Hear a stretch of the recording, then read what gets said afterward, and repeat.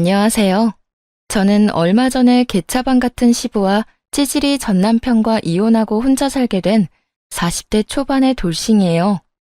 보통 결혼을 할 때 부모도 본다고들 하잖아요. 저는 그런 것들은 중요하지 않다고 생각했거든요. 그런데 그게 제 오판이었다는 걸 처음이자 마지막 결혼을 통해 알게 됐어요. 부모와 자식 간의 관계, 그리고 그 부모의 모습이 자녀에게 미치는 영향이라는 게 생각보다 단순하지 않다는 걸 제 전 남편과 시부를 보며 알았거든요. 저는 남편과 결혼하기 전까지 한 번도 결혼에 대해 긍정적으로 생각해 본 적이 없었어요. 저는 쇼핑몰을 운영하면서 먹고 살 걱정은 없었고, 무엇보다 괜찮은 남자를 만나기 힘들었어요. 여자 혼자 사업을 한다고 하면 꼭 밥상에 숟가락만 얹으려는 남자들이 나타나거든요. 그래서 그런 남자들 다 쳐내고 나니 남자를 못 믿겠더라고요. 그런 면에서 남편은 절대로 제 일에 간섭하려는 행동은 없었어요. 다만 저희 부모님은 시부와 관계가 그리 돈독하지 않았던 남편의 모습을 보고는 저와의 결혼을 꺼려하셨어요. 남편은 시부에게 전화가 오면 받지도 않고 끊어버리고 문자를 봐도 다 그 자리에서 삭제해버렸거든요. 부모를 보면 자식이 보이는 법이다. 보통 어머니가 죽고 없으면 아버지에게 마음이 가는 게 맞을 텐데 이 정도로 관계가 소원한 거 보면 아버지 될 사람이 나쁜 사람이거나 자식이 어른을 공경하지 않는 사람이라는 뜻이지. 아버지가 그렇게 말씀하셨을 때는 저도 발끈해서 반박했어요. 아버지, 그냥 성격 탓일 수도 있죠. 서로 무뚝뚝할 수도 있고. 부녀가 아니면 몰라도 부자가 아니면, 그리고 나도 시댁이랑 크게 관여하지 않아도 되고 솔직히 나한테는 나쁘지 않은 상황이잖아요. 이때까지만 해도 저는 남편과 시부의 관계가 나쁘다는 것이 저에게는 좋은 일처럼 들렸어요. 주변 친구들에게 시댁 사람들에 대한 이야기를 들을 때마다 난 저렇게 못 산다며 고개를 절레절레 젓고는 했거든요. 그래서 시댁과 관계가 소원한 남편에게 더 마음이 갔던 건지도 모르죠. 그러나 친정 부모님은 아무래도 딸의 결혼이라 신경이 많이 쓰였던 것 같았어요. 이날을 떠올리면 그런 부모님의 걱정이 괜한 걱정이라며 웃으며 넘겼던 제 뒤통수를 한 대 때려주고 싶어요. 다시 돌아간다면 절대로 후회할 선택 따위는 하지 않았을 텐데요. 그러나 저는 그만큼 남편에게 신뢰를 느끼고 있었어요. 그래서 결혼까지 하게 됐고요. 친정은 꽤 잘 사는 편이었고 다행스럽게도 저는 신혼집에 큰 돈을 들이지 않아도 되는 상황이었어요.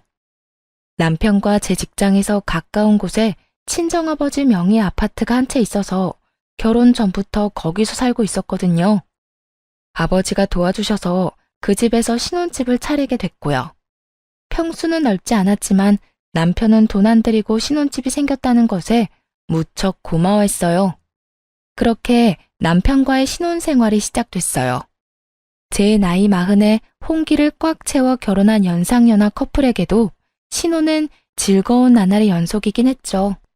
그런데 그 즐거운 나날은 얼마 가지 못해 금이 조금씩 가기 시작했어요. 남편의 문제라기보다는 시부의 문제 때문이었죠. 시부가 사는 시댁은 저희 신혼집과 가까운 데 있었어요.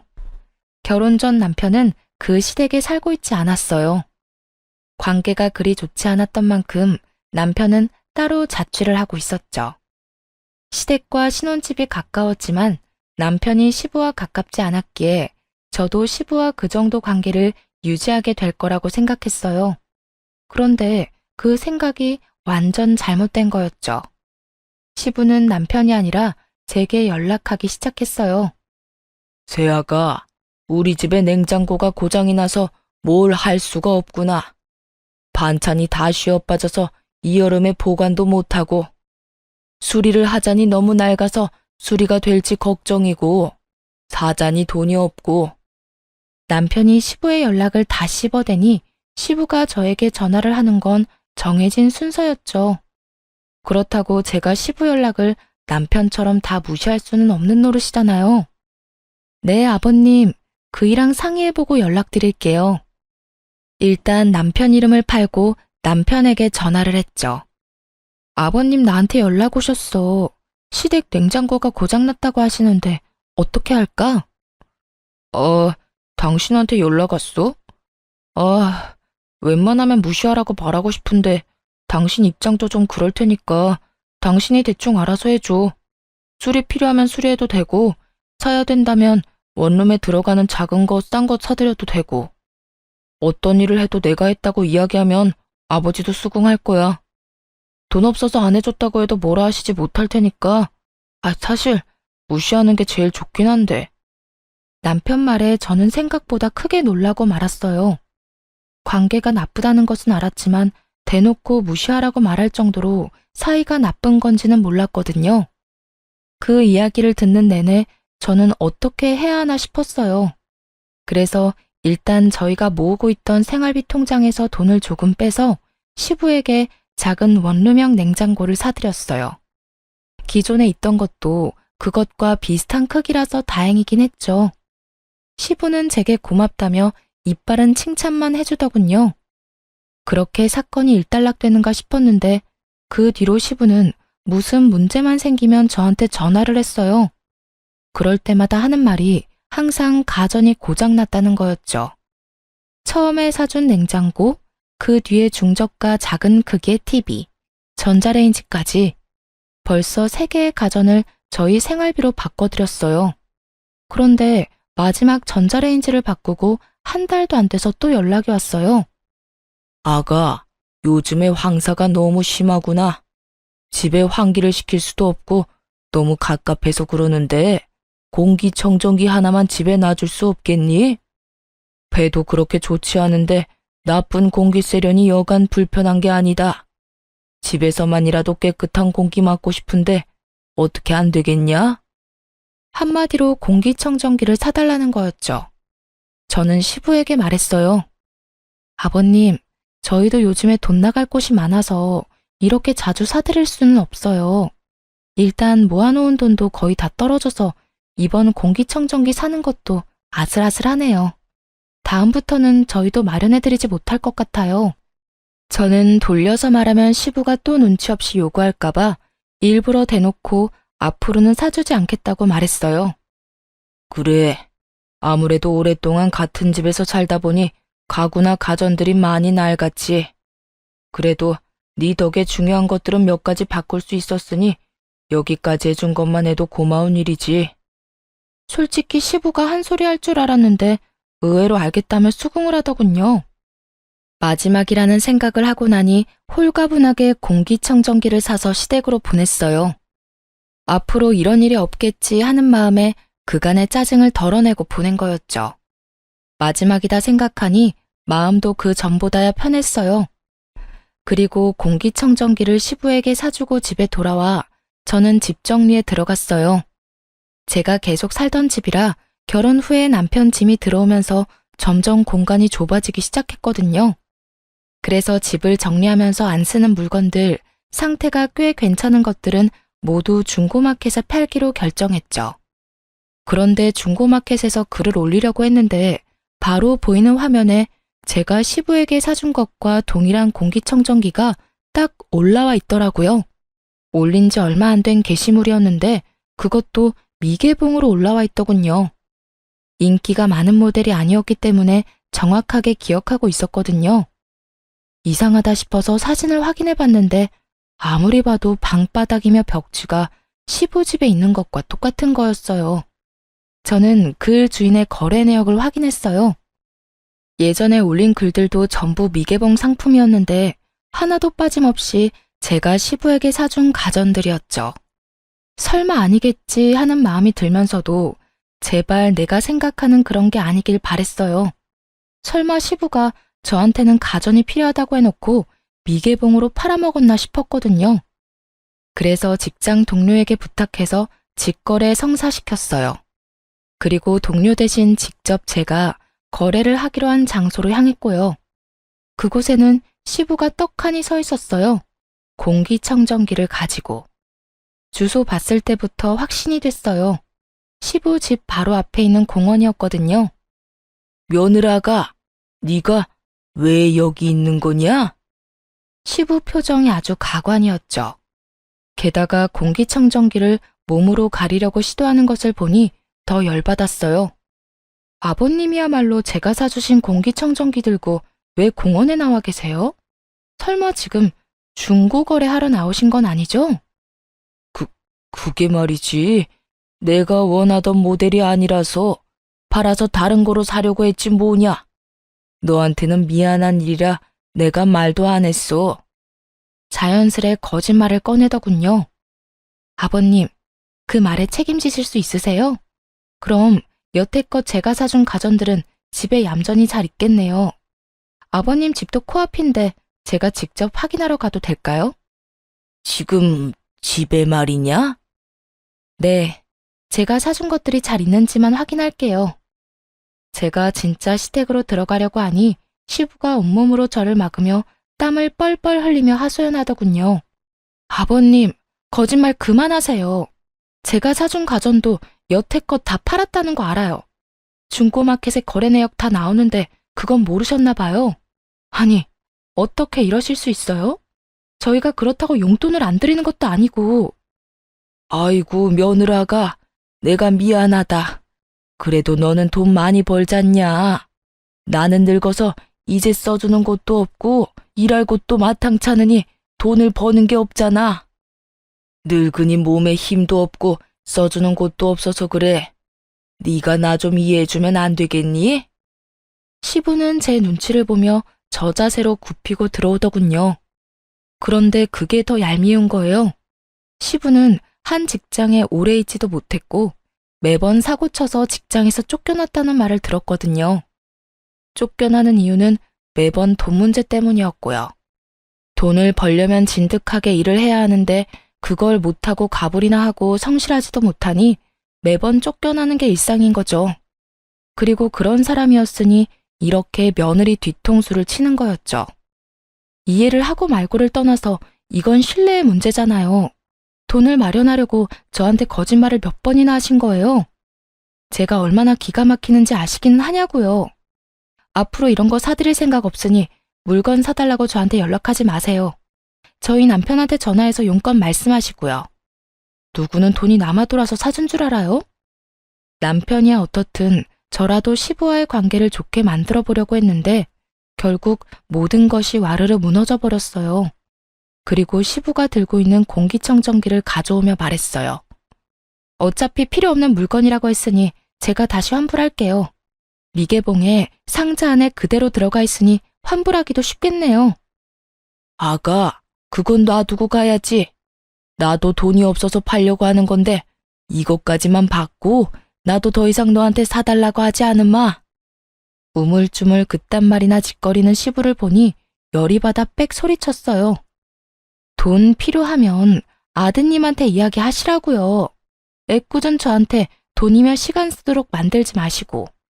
그리고 매달 용돈도 드리고 연금도 나오시잖아요. 공과금도 남편 앞으로 날아오는데 그렇게 치면 저희가 얼마나 많은 돈을 대신 내드리는지 알고는 있으세요? 결국 참지 못하고 폭발한 제 말에 시부가 입을 꾹 다물더군요.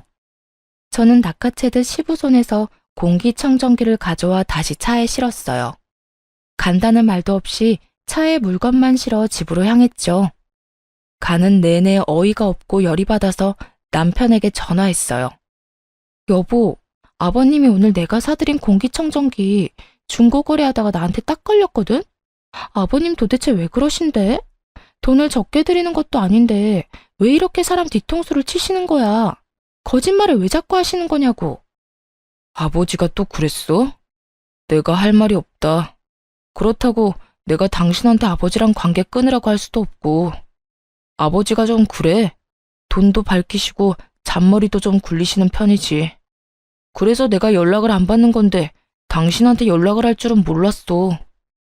사실 나한테도 몇 번이나 문자로 집 싱크대며 세면대며 고장났다고 연락 많이 왔거든. 내가 다 읽고도 무시했더니 당신한테 연락했나 봐. 처음부터 시부가 어떤 사람인지 왜 아버지 연락을 무시하는지 자세히 설명해줬더라면 저도 시부에게 당하지는 않았을 거예요.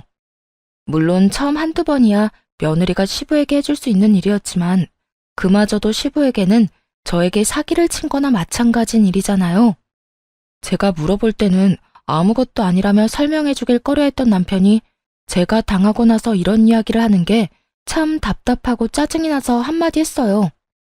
그런 거면 미리 말을 해줬어야 알지. 당신만 알고 있으면 어떡하냐고. 내가 가전 사다가 시아버지한테 드릴 때도 당신 그냥 멀뚱멀뚱 지켜보고만 있었잖아. 나한테 한 번쯤은 의심해보라는 말 정도는 할 수 있었던 거 아니야? 솔직히 몇 번이나 내가 당신한테 이야기했는데 당신은 알아서 하라고만 했잖아. 아, 일단 알겠어. 앞으로 나 아버님 연락 안 받을 거고 받더라도 다 당신한테 넘길 테니까 그렇게 알고 있어. 저의 선의가 사기로 돌아왔다는 것에 너무 화가 난 저는 남편에게도 큰 실망을 했어요. 그리고 시부의 요구를 더 이상 들어주지 않도록 연락 자체를 차단하겠다는 제 말에 남편은 긍정도 부정도 하지 않았죠. 다만 그날 집에 가서도 불편한 기색을 숨기지 않았더니 남편도 제 눈치를 실실 보더군요. 그 뒤로 시부 연락을 몇 번 무시했더니 저한테 연락은 더 이상 오지 않았어요.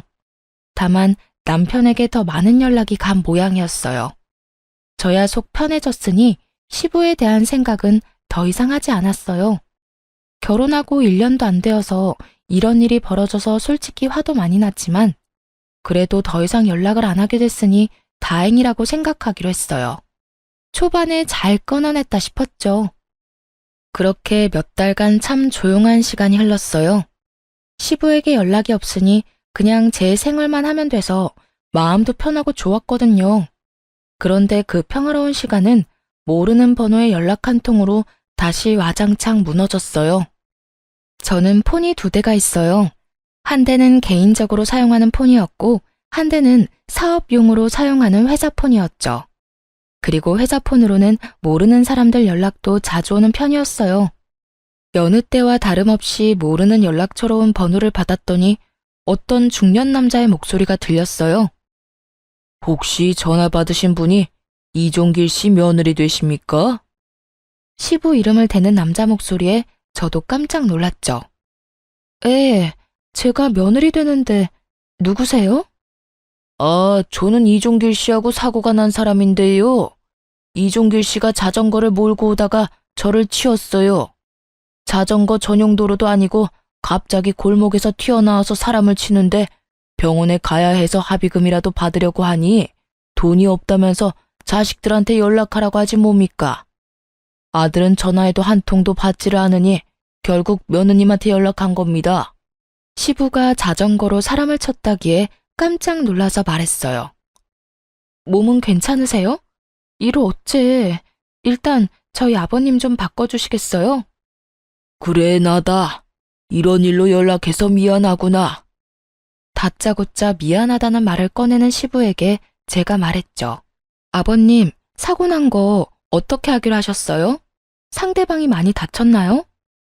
병원에 가봐야 할 것 같은데 일단 50만 원만 좀 빌려줘라. 내가 차용증이든 뭐든 쓸 테니까. 지금 당장 이 사람하고 합의는 해야 하지 않겠니? 당시에는 너무 경황이 없어 상황을 알아볼 틈도 없이 일단 돈을 빌려주기로 했어요. 그리고 빌려달라는 말은 곧 갚을 거라는 말이니 부담도 없었고 말이죠. 노파심에 한마디 덧붙였어요. 아버님, 다치신 분 입원으로 다 마무리해야 해요. 계속 끌고 오면 답 안 나오니까 병원 같이 가서 진료 보고 다 할 때까지 그냥 가시면 안 돼요? 신신당부를 하고 전화를 끊었지만 그 뒤로 걱정이 되는 건 어쩔 수 없었어요. 저녁까지 아무 연락이 없으니 상황이 궁금해 제가 먼저 전화를 했어요. 아버님, 일은 잘 처리됐어요? 뒷말 안 나오도록 잘 해결하신 거 맞죠? 그래, 다 해결 잘 됐다. 네가 돈을 빌려줘서 그걸로 합의금이랑 치료비 했어. 그 돈은 내가 나중에 꼭 갚으마. 고맙다, 며느라가. 그렇게 말을 하는 시부를 보며 시부도 반성을 했나 싶은 생각이 들었어요. 게다가 자전거로 친 사람이 생각보다 상태가 괜찮다는 말에 안도의 한숨을 내쉬었죠. 경황이 없고 너무 놀랐지만 잘 해결됐으니 말이에요. 그런데 그 한 달 뒤 이번에도 모르는 사람에게 전화가 왔어요. 상대방은 전화를 한 시점부터 이미 화가 나 있었어요. 여보세요? 이종길 씨 가족이요? 네? 네, 맞는데 누구세요? 아니, 멀쩡히 주차된 차를 자전거로 박아서 엉망을 만들었잖아요. 이거 어떻게 책임지실 거예요? 아들은 전화하니 받지도 않고. 이거 다 고치려면 못해도 100만 원은 넘게 나올 텐데. 그쪽 시아버지라는 사람이 돈 못 주겠다고 버티고 있으니 내가 답답해서 가족한테 연락한 거요. 또 사고 소식이었어요. 이번에는 자전거로 주차된 자동차를 박았다고 하더군요. 결국 이날도 150만 원을 시부에게 빌려줬어요. 시부는 절대 돈을 달라고 하지 않았어요. 빌려달라고 했을 뿐이지. 그러니 뭐라 할 수도 없고 괜히 짜증나고 열받는 마음에 남편에게 전화해서 화냈어요. 여보, 아버님이 자전거 타고 다니면서 여기저기 사고 엄청 내고 다니는 거 당신 알아? 뭐? 그런 일이 있었어? 나야 모르지. 전화는 안 받았으니까. 그리고 요즘에는 나한테 연락도 안 오시던데. 모르는 번호로 연락 한 번도 안 왔어? 당신한테 전화했었다는데? 당신이 전화 안 받아서 나한테 전화하는 거라고 그랬는데? 그 말을 들으니 더 화가 났어요. 당연히 이런 일이 생기면 아들한테 연락하는 게 정상이잖아요. 이 시부는 아들한테는 씨알도 안 먹힐 걸 알고는 저한테만 연락을 한 거예요. 아버님이 나한테 빌려가신 사고 합의금만 200만 원이야. 그거 분명히 빌려달라고 해서 빌려드린 거고. 그런데 처음엔 빌려간 돈도 안 갚고 벌써 두 번째 사고 합의금도 빌려가셨거든? 돈 안 갚으실 것 같으니까 당신이 어떻게 좀 해봐. 아, 당신도 너무하네. 돈도 잘 벌면서 그 정도도 못 해줘? 너도 가만 보면 사람이 인정머리가 없어. 뭐? 아버님 무시하라고 한 사람이 누군데 이제 와서 인정머리 타령이야. 그래서 가정 갖다 팔아버린 건 안 돌려받았잖아. 그거라도 악착같이 돌려받을 걸 그랬어. 그리고 당신 아버지가 사고 친 걸 왜 내가 해결해야 하는데? 내가 당신이랑 결혼했다고 해서 당신 아버지가 진짜 내 아버지가 된 것도 아니고. 그렇게나 아버지 생각하면 당신이 알아서 다 해야지. 여태껏 시아버지 연락 다 씹어놓고 모른 척한 사람이 할 말은 아니지. 왜? 너도 결혼하니까 없던 효심이 막 생기고 그래? 와이프한테 대리호도 시키고 싶냐? 제 말에 남편놈이 기가 차다는 듯이 쳐다보더군요. 제가 틀린 말을 한 건 아니잖아요. 남편이 시부에게 어떻게 행동하는지 제가 싹 다 봤는데 이제 와서 효자 노릇을 하려고 하는지. 됐다 됐어. 내가 당신이랑 무슨 말을 해? 돈을 잘 벌면 뭐해, 인간이 안 됐는데. 가족 소중한 줄도 모르고. 그딴 말을 짓거리며 남편이 쾅 문을 닫고 나가버리더군요. 완전 어이가 없었어요. 화를 낼 사람이 누군데 지가 화를 내요? 저도 빈정이 상할 대로 상했고 거의 2주가 넘도록 남편과 냉전을 유지하고 있었어요. 당연히 이 상황이면 남편이 고개를 숙이고 들어와야지 제가 사과를 할 필요가 없잖아요. 그런데 그렇게 남편과 싸우고 2주 뒤 시부에게서 또 한 번 연락이 왔어요. 아가, 내가 이렇게 계속 연락하니 미안하구나. 다른 게 아니라 내가 걸어가다가 사람하고 부딪혔는데 그 사람 핸드폰이 박살이 났어. 100만 원은 넘게 필요할 것 같은데 어떡하지? 이쯤 되니 합리적인 의심이 들더군요. 사고가 이렇게 연달아 날 수가 있을까요? 저는 냉정하게 시부에게 말했죠. 아버님, 그러면 일단 폰 들고 수리센터 가셔서 수리를 먼저 하고 있으세요. 제가 그쪽으로 가서 직접 확인하고 수리비 드릴게요. 저는 직접 가기로 했어요. 여태껏 전화로만 상황을 전달받았을 뿐 그게 진짜로 있었던 일인지는 몰랐잖아요. 그래서 확인을 하기로 했어요. 그랬더니 시부가 화들짝 놀라 그러더군요. 네가 직접 오려고? 근데 파손 정도가 심해서 사야 할 것 같은데 수리로는 안 될 것 같아. 그러면 그 파손된 폰 꼭 들고 대리점으로 가세요. 제가 확인하고 구매해드릴 건지 말지 결정할게요. 그렇게 말하니 시부도 잠깐 망설이더니 주소를 하나 알려주더군요. 그 주소가 적힌 곳으로 갔더니 시부와 제 또래의 남자가 거기 서 있는 것이 보였어요. 제가 도착하기 직전에 시부와 그 사람을 보았는데 딱 봐도 두 사람 거리가 가까운 것이 모르는 사이처럼 보이지 않더라고요. 아버님, 저 왔어요. 이쪽 분이 사고 난 상대방이세요? 네, 어르신이 제 폰을 박살내서 제가 가져왔어요. 화면이 완전히 깨졌고 터치도 먹통이에요. 제가 봤을 때 수리는 의미 없고 새로 사야 할 것 같거든요.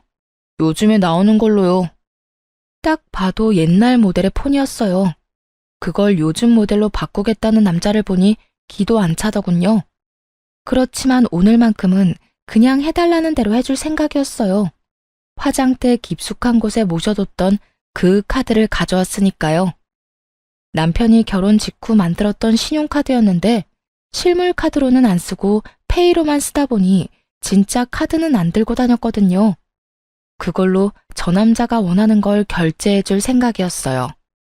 괜찮아요. 카드로 일시불로 구매해드릴 테니까요. 현금만 보내주다가 카드로 결제하니 시부가 약간 당황하더군요. 이번에도 현금을 받을 줄 알았나 봐요.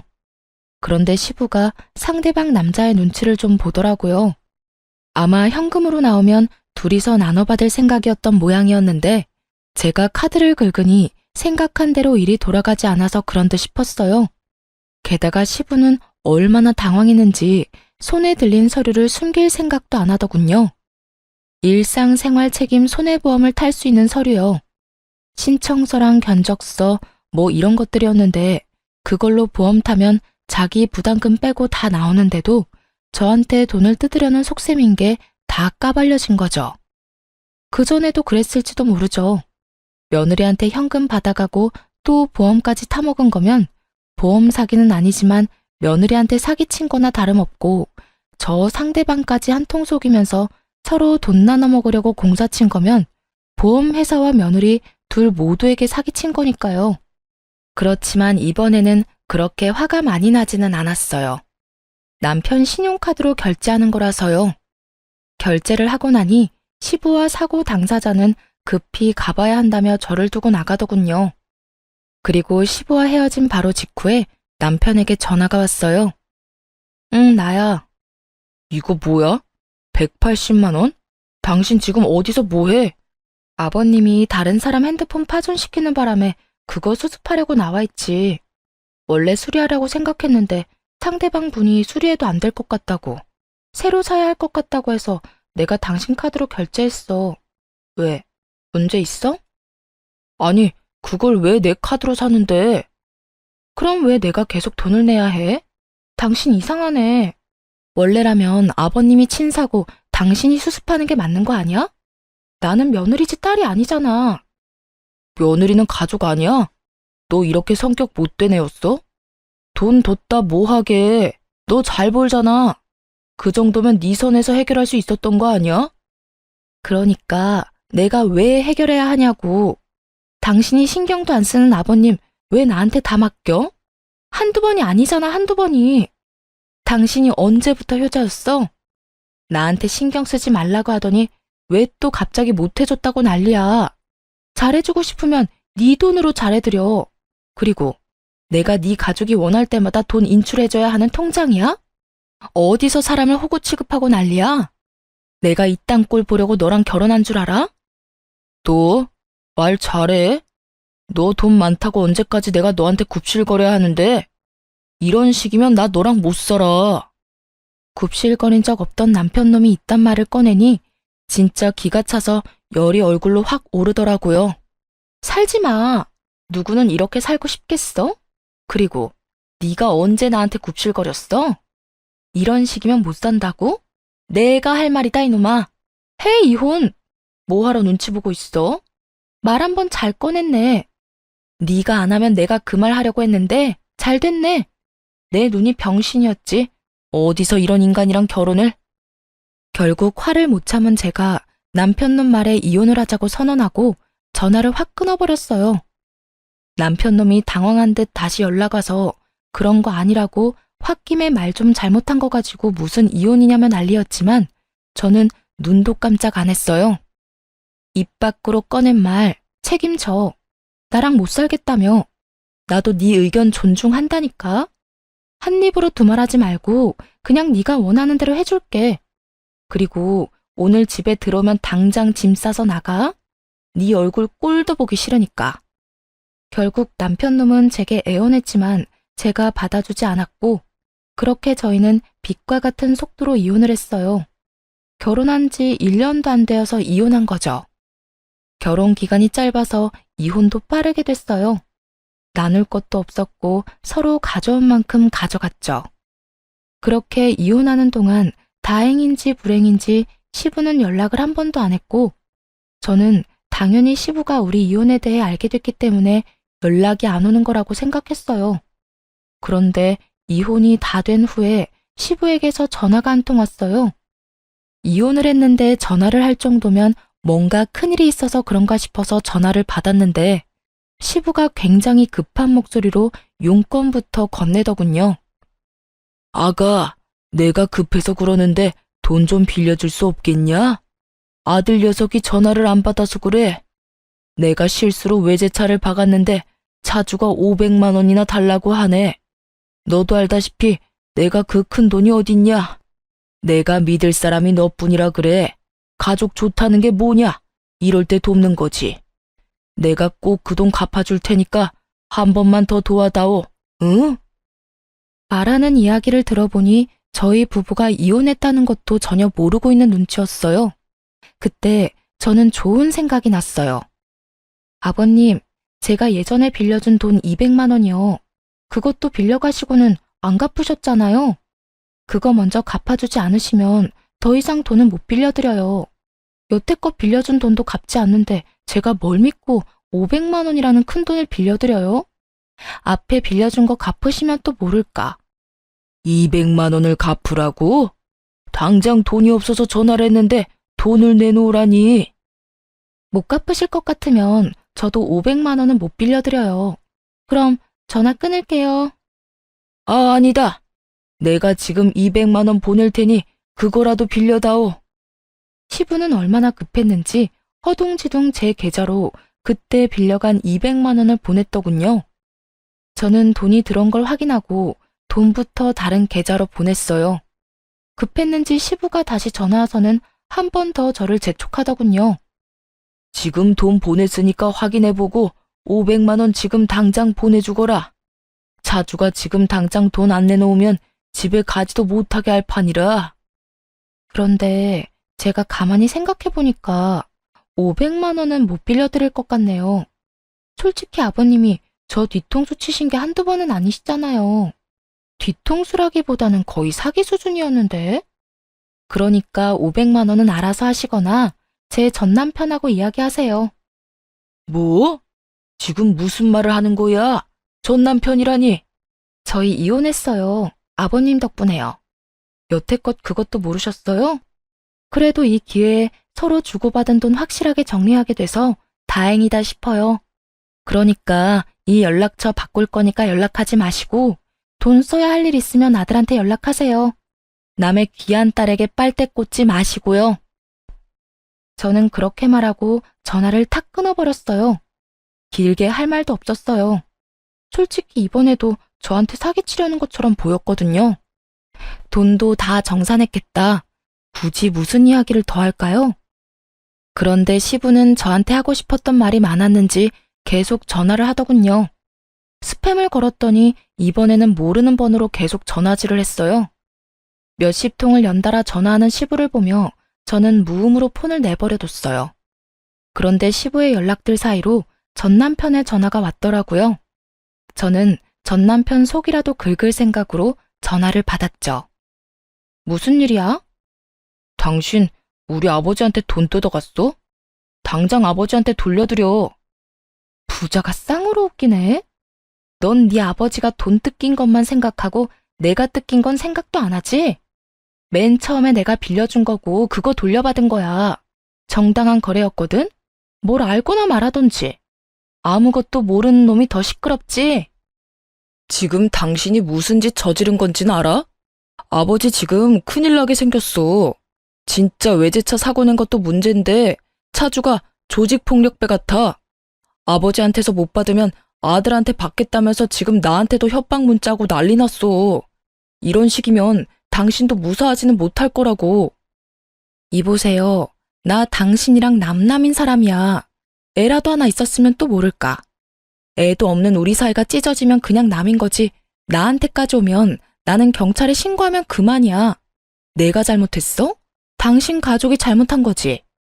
관련 없는 사람이고 남보다 못한 사이인 거 알면 쓸모 없어서라도 나한테 올 일 없으니까 신경 꺼.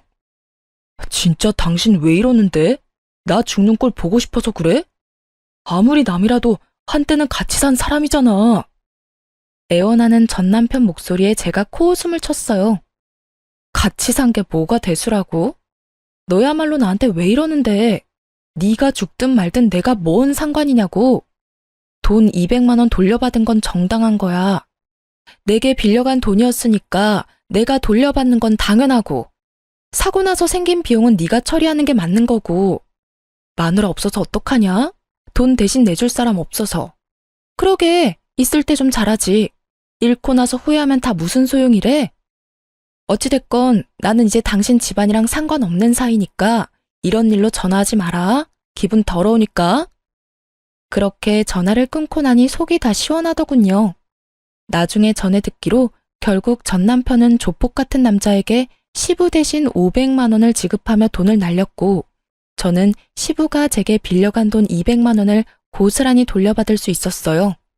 시부의 패착은 아들 부부가 이혼 상황이라는 걸 몰랐다는 거겠죠. 전 남편도 웃긴 게 이혼 전에는 시부를 가족으로 생각하니만이 이따위 망언을 짓거리더니 결국 이혼한다는 이야기조차 시부에게 알리지 않을 정도로 시부와 관계가 좋지 않았다는 점이에요. 본인은 불효를 해도 당연하고 와이프는 무조건 효도를 해야 한다는 전 남편의 생각이 고스란히 드러나는 부분이었죠. 그걸 보고 나니 마누라에게 대리효도 시키려는 천하의 나쁜 놈과 이혼하게 된 것이 제 일상에서 가장 잘한 일이 아니었나 생각하게 됐어요. 그렇게 전 남편과 이혼하고 2년 동안 이를 자식과 남편 대하듯 아끼며 열심히 키워나갔어요. 쓸데없는 시댁일에 신경을 덜 쓰게 되니 일에 탄력이 붙어서 매출도 많이 좋아졌죠. 그렇게 이혼 후 2년 동안 쉬지 않고 달려온 제게 전 남편의 재혼 소식이 들려왔어요. 바로 SNS를 통해서요. 청첩장 사진이 떡하니 올라왔는데 솔직히 상대방 여자에게 딱한 마음뿐이었어요. 어쩌다가 저런 인간 같지도 않은 놈을 만났을까? 딱 그런 마음만 들었어요. 그렇다고 제가 관여할 만큼 사람 좋은 것도 아니니 신경 끄려고 했죠. 그런데 여동생이 전 남편의 재혼 상대와 찍은 웨딩 사진을 보더니 엄청 당황하더라고요. 이 사람이 언니 전 남편 재혼 상대라고? 나 아는 사람이라고. 세상에 미쳤나 봐. 어떻게 이 사람이랑 결혼을 해? 왜 누군데? 너랑 친한 친구라도 돼? 엄청 친한 건 아닌데 나랑 고등학교 동창이야. 같은 반 된 적은 없는데 같은 학원에 다녀서 겹치는 친구가 있거든. 아니 그리고 이 친구 지금 변호사야. 그런데 이런 남자랑 결혼을 한다고? 그것도 초혼인 여자가 돌싱남이랑? 다 알고 결혼하는 건 아니겠지? 안 되겠어. 내가 말리기라도 해야지. 야, 됐어. 남의 연애 사정에 간섭하는 거 아니야. 그냥 놔둬. 문제 생기면 알아서 떨어져 나가겠지. 그리고 거기 구멍이 전 남편 하나는 아니잖아. 그 시부가 여전히 똑같은 짓거리 하고 다니면 모르고 싶어도 모를 수 없겠지. 그래도 내가 모르는 사이면 모르겠지만 알고 지내는데도 입 다물고 있는 건 좀... 그렇다고 네가 이야기하면 그 여자가 좋아하겠어? 괜히 나섰다가 너 듣기 싫은 말만 할지도 모르지. 나도 안에서 새는 바가지가 밖에서 안 셀 리가 있겠어? 가만히 놔둬도 지 무덤 열심히 파고 있을 테니까. 인사만 하고 지내는 친구라도 그런 친구가 제 발로 지옥으로 걸어 들어가는 건 막고 싶었는지 여동생이 한숨을 푹 쉬더군요. 고민 좀 해봐야겠어. 이야기를 할지 말지. 그런데 한 달쯤 뒤에 전 남편의 계정에서 청첩장이 싹 사라졌어요. 웨딩 관련 사진들도 다 없어지고요. 무슨 일이 생겼구나 싶어 동생에게 연락해보니 자기가 말했다고 하더군요. 그 친구에게 제가 전 남편과 이혼하게 된 경위와 시부의 만행을 모조리 알려줬다고 하더군요. 특히 시부가 상대방과 짜고 사고 난 것처럼 꾸며서 저한테 합의금조로 돈 받아가고 그 후에 보험까지 타서 먹었다는 이야기를 했대요. 변호사니까 범법과 관련된 일에는 예민할 수밖에 없으니 그쪽으로 건드려봤다는데 그게 효과가 있었던 모양이더라고요. 처음에는 동생의 의도를 오해해서 꽤 미워했다고 하던데 그 뒤에 시부가 그 예비 며느리에게 사고가 났다며 돈을 달라고 했다더군요. 사람이란 게 의심이라는 게 한 번이라도 들기 시작하면 끝도 없이 생기기 마련이거든요. 설마 하는 마음으로 가득한데 거기서 시부가 도화선을 당겨버렸으니 그 예비 신부가 자세히 알아봤던 모양이에요. 당연히 시부는 저에게 했던 것과 똑같이 아는 사람과 짜고 예비 며느리에게 돈을 타고 보험금까지 타먹으려고 한 상태였고 그 모든 사실을 알게 된 여자가 시부의 범죄 행동에 놀라 결혼식 직전에 전 남편과 파혼하고 시부를 보험회사에 보험 사기로 신고했다더군요. 전 남편은 결국 결혼 비용을 다 날리고 시부는 저와 전 남편이 이혼했던 시기에 보험 사기로 벌금형을 몇 번 받은 적이 있어서 결국 이번에는 실형을 살게 됐더라고요. 그 이야기를 듣는데 어쩜 속이 얼마나 시원하던지. 전 남편과 그 가족인 시부와 엮일 뻔했던 그 친구는 여동생을 찾아와 고맙다며 인사까지 하고 갔다고 해요. 의심하지 않았다면 자기도 모르게 선뜻 도와줄 뻔했다고 말이죠. 속이 시원한 저와는 달리 전 남편은 아주 속이 불편했던 것 같더라고요. 그 파혼 몇 달 뒤에 전 남편이 아주 화가 나서 저를 찾아왔더군요. 당신이 온 동네 내 소문 다 내고 다녔어? 설마 내가 재혼하는 게 짜증나서 내 재혼 막으려고 그런 짓 한 거야? 내 앞길이 그렇게 막고 싶었어? 이 나쁜 년아. 네가 뭔데 나한테 이런 짓을 저질러? 우리 이혼하고 남남인 거 잊었어? 그러면 내가 누구랑 뭘 하든 상관 말았어야지. 누가 누구 앞길을 막아. 뭘 착각하는지 모르겠지만 나는 네 앞길을 막은 게 아니라 그 여자 인생 살려준 거야. 내가 못하러 너 같은 놈 앞길을 막아? 알아서 나락으로 떨어질 놈을. 근데 가려면 너 혼자 가야지. 왜 애꿎은 여자를 끌어들여? 그리고 네가 파혼당한 게 나 때문이 아니지. 그 여자가 당신이랑 당신 아버지에 대해 들었을 때 네 놈한테 파혼하자고 하지도 않았어. 오히려 그런 말을 한 사람을 더 의심했지. 근데 봐. 결국은 당신 아버지가 한 건 했잖아. 돈이 얼마나 궁했으면 결혼 전에 예비 며느리한테 사고 쳤으니 돈 달라고 했겠어. 그 이후에 그 여자가 뒷조사한 건 몰랐나 보네? 너 그걸 말이라고 왜 그런 말을 그 사람한테 했냐고. 그거 명예훼손 모욕죄 그런 걸로 너 소송 걸 거야? 걸어. 명예훼손이랑 모욕죄 최소 성립 요건도 모르는 놈이 어디서 잘난 척은? 소송하고 싶으면 해. 누가 문제 있는지는 법원에서 가려주겠지. 근데 그 전에 이 물건은 좀 가져가. 당신 아버지 우리 집으로 자꾸 편지 보내는데 완전 짜증나거든? 저는 전 남편에게 하얀 편지 봉투 더미가 담긴 봉투를 거칠게 건넸어요. 아, 처음 알았는데 당신 아버지 좋은 데 가셨더라? 그런데 우리 이혼했다고 말했는데도 우리 집으로 편지 넣으시던데 앞으로 이 편지 반송시킨다고 전해줘. 그리고 그렇게 중요하고 효도하고 싶은 아버지면 좀 잘해. 도대체 뭐 하느라 아버지 뒤치다꺼리도 못해? 전 남편은 시부의 편지를 한 통 꺼내 읽고는 분을 사귀지 못하고 얼굴이 벌겋게 달아올랐어요. 제가 읽었던 것과 똑같은 내용이 적혀 있었죠. 당장 영치금부터 넣어달라며 자식이 된 도리로 아비가 이렇게 힘든데 돈 한 푼 안 넣어주는 건 어디서 배워먹은 버르장머리냐고 그렇게 쓰여 있었거든요. 몇 건이나 되는 보험 사기로 징역형 살고 있는 주제에 아주 당당하게 영치금을 바라는 시부와 그런 시부의 편지를 보고 열불이 난 전 남편을 향해 저는 한바탕 웃어줬어요. 너 얼굴 완전 홍당무됐어. 이혼 전에는 한 번도 볼 수 없었던 얼굴인데 보고 있으니까 너무 웃기네. 그러게, 잘 좀 하지 그랬어? 하긴, 너 잘하긴 했잖아. 남의 돈으로 효도하는 거. 왜? 애써서 잡아뒀던 능력 좋은 예비 신부가 사라지니까 효도 같은 건 생각도 못하겠어? 그러게 좀 작작하지 그랬어. 네가 네 아버지하고 연락을 아예 끊고 살면서 아버지 문제 오픈하고 해결하려 노력했다면 이런 일까지 벌어지지는 않았을 거야. 다 네가 만든 상황이니 어쩌겠어. 그냥 너희 아버지 원하는 대로 영치금이나 듬뿍 넣어줘. 어차피 결혼하려고 모은 돈도 있을 텐데 그걸로 아버지 돈 넣어드려. 효도해야지. 안 그래? 이 인간이 진짜 정신이 나갔나? 왜 이딴 편지를 이쪽으로 보내서 사람 쪽팔리게 만들어? 아, 너무 웃겨서 배 아프네. 우리 이제 여기서 다 끝난 거야. 나는 더 이상 너하고 관련된 거 하나도 안 남겼거든. 앞으로 재혼이 또 하고 싶을지는 모르겠지만 적어도 양심이 있다면 법 쪽에는 좀 피해라. 범법자 아버지 수수방관한 주제에 변호사랑 결혼을 지나가던 개가 웃겠네. 저는 그렇게 말하고 부들부들 떨며 노려보는 전남편 놈을 쫓아냈어요. 그렇게 노려보면 누가 무섭대요?